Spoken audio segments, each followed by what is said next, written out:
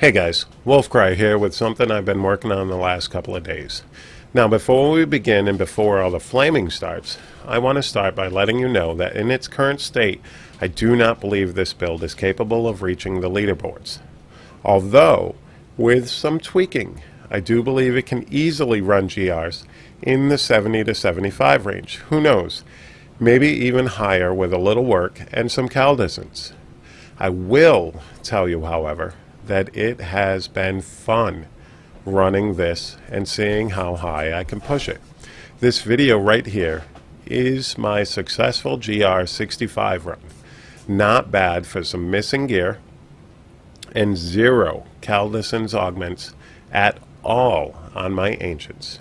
I'm not saying that I'm giving up on my Ulianis push, but this build definitely has relieved me of some of the boredom that has started to settle in this season. Midway through the season, everybody gets a little bored with running the same stuff over and over again.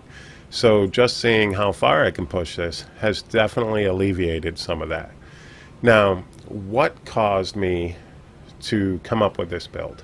We're going to start by telling you it was the Rimeheart. Looking in the cube, that 10% chance on a frozen enemy to proc a 10,000% weapon damage definitely sounded cool. Sounded fun. So, sounded OP. It's not, because it doesn't proc often and it doesn't proc as high as you think it does. But it is part of what led me to this build. The other thing that led me to this build is, why doesn't anybody run the LON set anymore? Because it's not part of the meta. It doesn't seem to put out the damage that the sets do, because all the sets got buffed and LON did not. And the third and final thing that made me come up with this build is all the quote-unquote garbage gear that we get from Kadala all the time while we're looking for upgrades to our Sunwoko / Ulianas builds. So it's definitely been, what can I do with this type of stuff? Because she's always given you an Aquilocuris instead of your Ulianas chest beast ancient that you want to get going and augment and keep pushing with. So that's the background on this build. Let us dive right into the build itself. Alright, so as I said, this build was based around the Rimeheart legendary sword. Okay, I got an ancient one. It's got area damage, which I want on it. It's got a pretty high damage roll, so that's pretty good. Now, its unique passive is 10% chance on hit to instantly deal 10,000% weapon damage as cold to enemies that are frozen. It does not proc often, and when it does, you do not notice it that much. But it is a pretty cool idea to base a build around this sword. It's a very rare drop, one of the rarest in the game. And I was looking through the cube, like I said, saw that passive and went out and searched for a Rimeheart. I did get one on day one of starting this build. Okay, the other weapon I utilize is the Crystal Fist. Dashing Strike reduces your damage taken by 41% for 6 seconds. You are using Dashing Strike often, so that damage reduction is very good with this build. Plus, it also rolled with area damage, and it got a pretty decent damage roll on it. So I'm very happy with the weapons. Do I think Rimeheart's necessary in this build? Probably not, but who knows? Maybe I just haven't tested it without, and maybe it does add a decent amount of DPS. Okay, so the other thing that we're going to look at is the Legacy of Nightmare set. These two rings, while this is your only set item bonus, every ancient you have equipped increases your damage dealt by 100% and reduces your damage taken by 4%. That is where all of your damage comes from. And it also is a pretty good damage mitigator. So this ring here, I would prefer that life to be attack speed, and this ring here, I would prefer that dex to be crit damage. Okay, and then maybe I could throw Caldicens on it, who knows. Like I said, with this build, I am missing 3 Ancients, and I have 0 Caldicens, and I just ran the 65. Nice and easy, with plenty of time to spare. Okay, like 3 minutes to spare or something like that. Now, I use Water Ally. It is a big piece of my damage. So I run the Crudest Boots as my boots. Mystic Ally summons 2 Mystic Allies that fight by your side. So now I have 2 Water Allies. Doubles the damage of that skill when I pop it. Okay? It's pretty good. I would like more Mystic Ally damage on that instead of the armor, but it is a pretty decent boot for me. Plus, it's ancient. Next, I have Depth Diggers. Primary skills that generate resource deal 92%. This can go from 80 to 100, so I would like that higher, and I would like these ancient.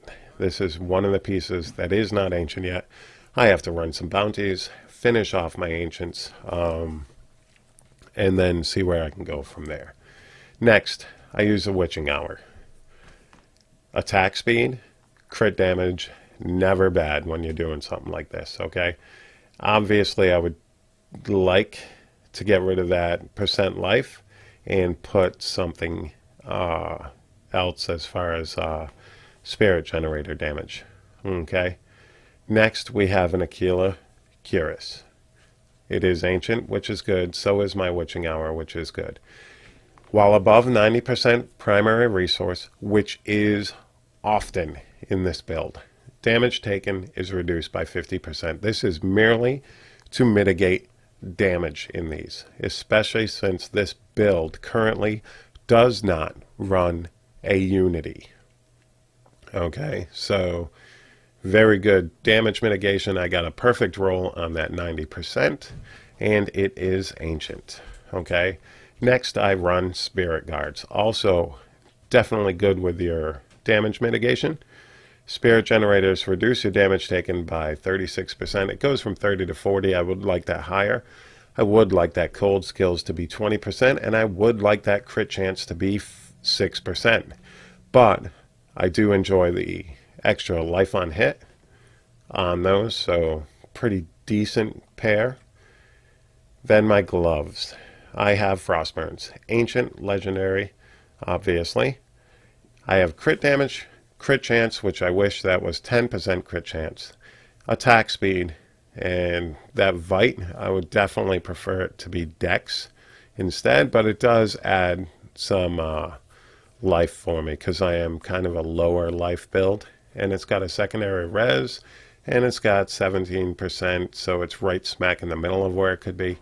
Cold skills deal 17% increased damage and have a 50% chance to freeze enemies. And all my skills pretty much are cold, so that's awesome. That also gives me some damage mitigation because things are frozen, can't deal damage. Okay. Next, I utilize Lefebvre's Soliloquy. Also, one of my pieces that is not ancient. I put area damage on it. I would like cooldown on it as well instead of that armor, but it's got a secondary res, so, and it's got the perfect 50%.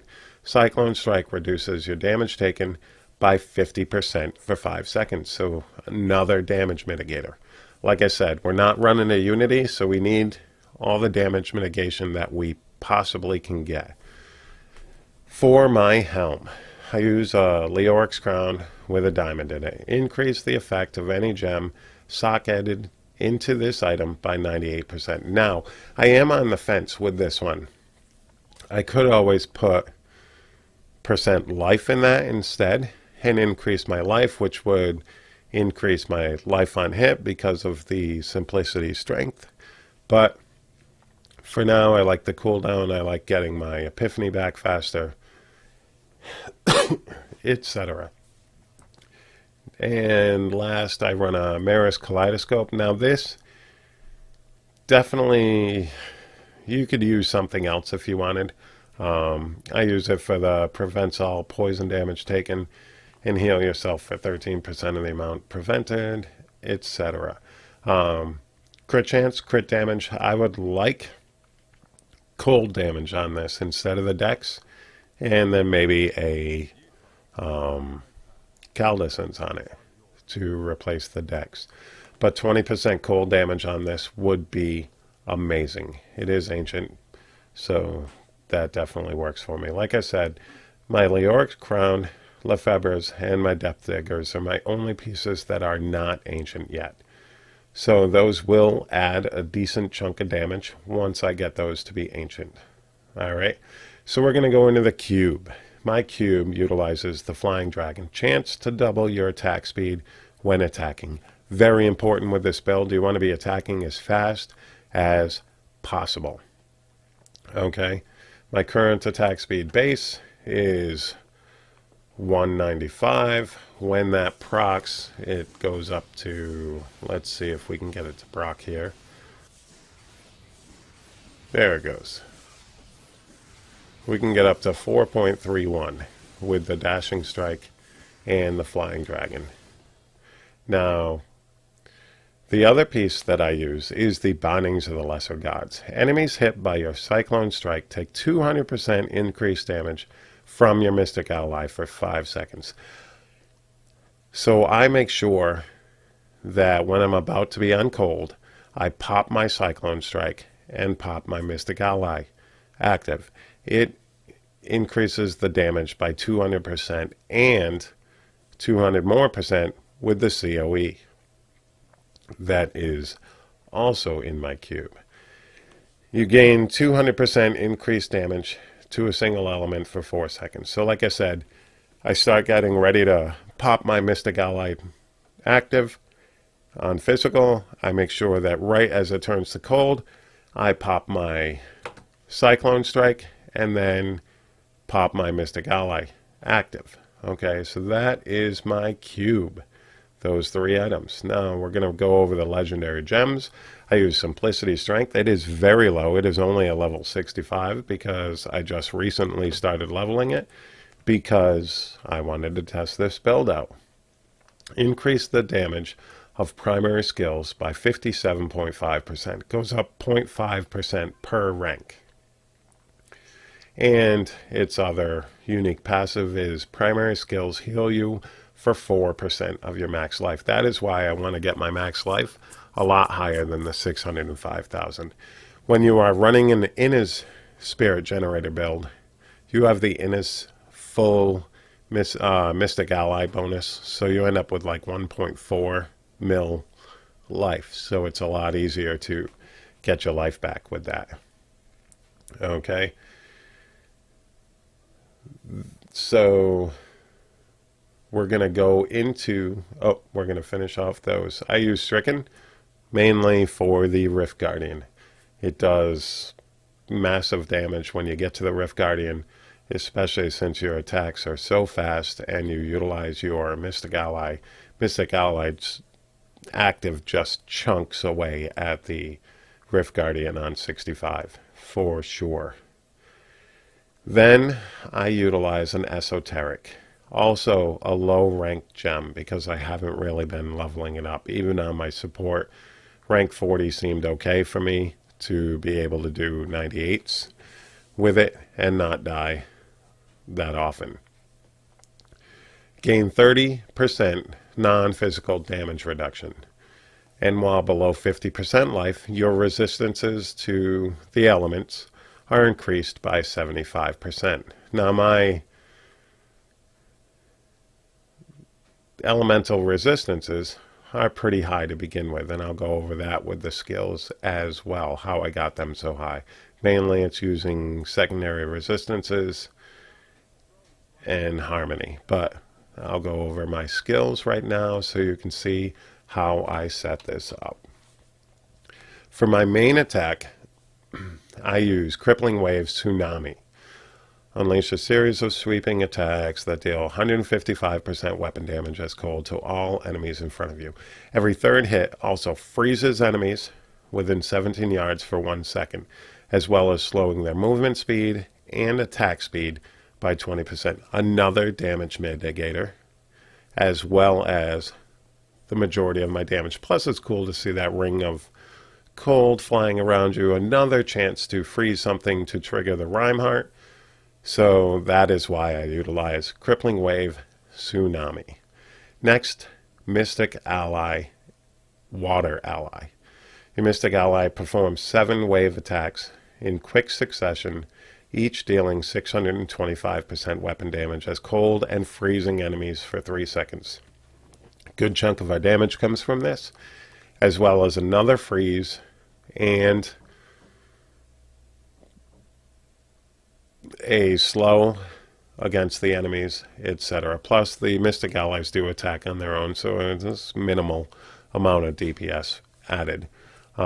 Next, I use Epiphany with Desert Shroud, just for the spirit regen and mainly for the reduced damage taken by 50%, another damage mitigator.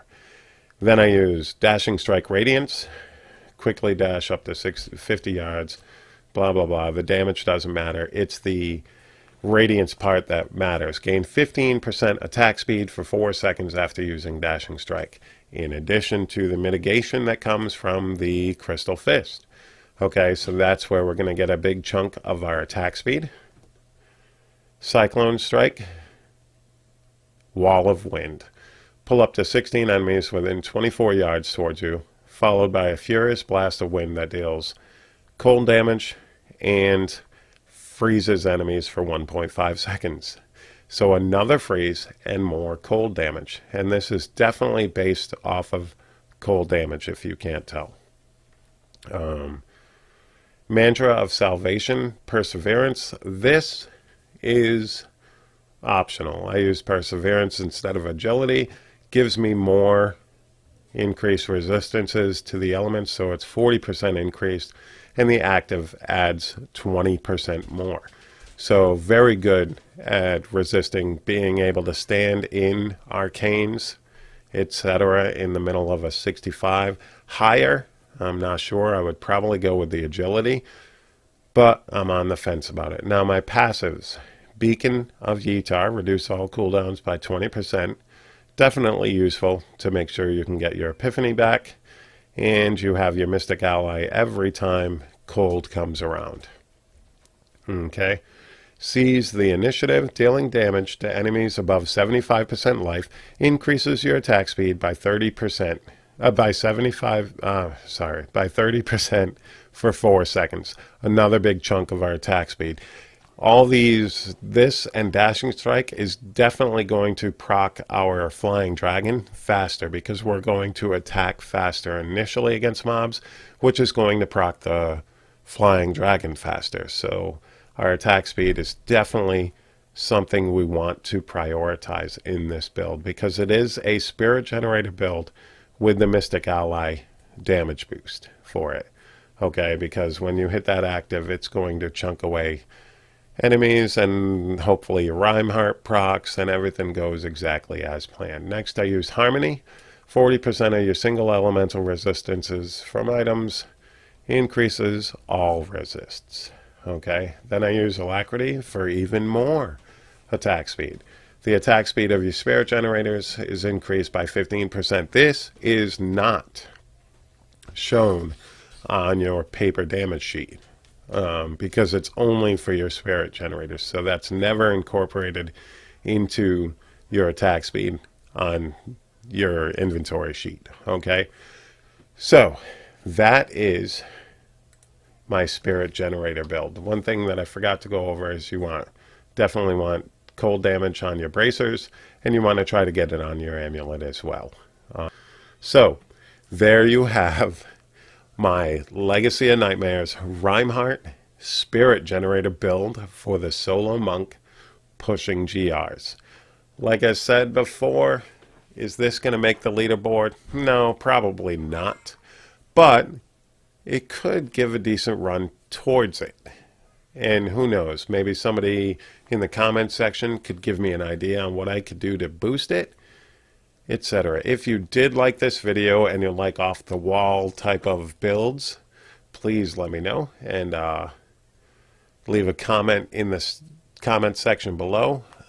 give me a like on this video and subscribe to my channel for more builds, my weekly leaderboard review and recap, and all that special stuff, gameplay videos, that type of stuff. Thank you guys very much for checking out this video. Greatly appreciated. And you guys have a great day and have fun this season, because it's not always about pushing the leaderboards. It's about making this game fun. All right. Thank you very much. Peace.